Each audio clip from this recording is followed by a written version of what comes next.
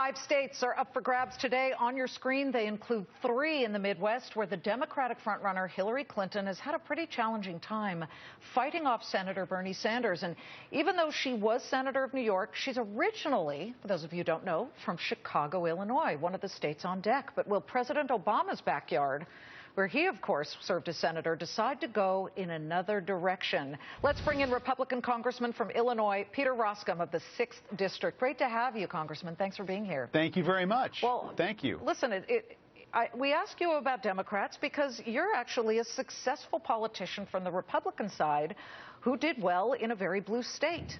What do these candidates need to do on your side of the aisle to really win here?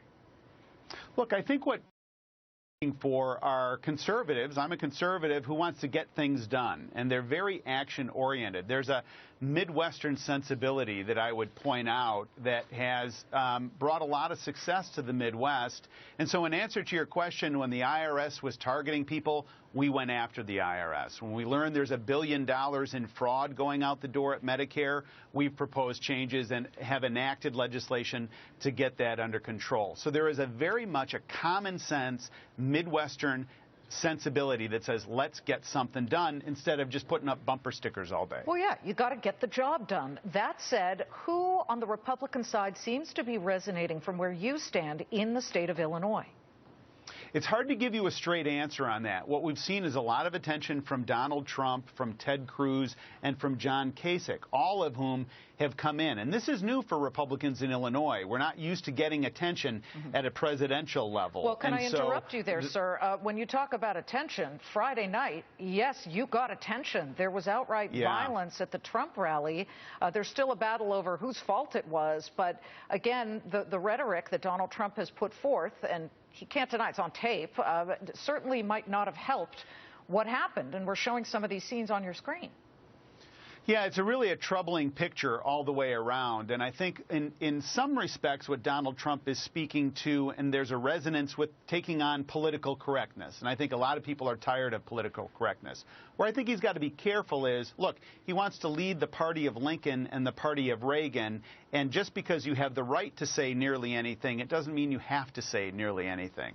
And so I think moving forward, there's a lot of investigation as to who started the violence and so forth. Yeah. But historically, we have been a country that takes our conflict to the ballot box and we don't take it to the street. Well, let's talk about the union vote here. Illinois obviously has certainly an union presence there.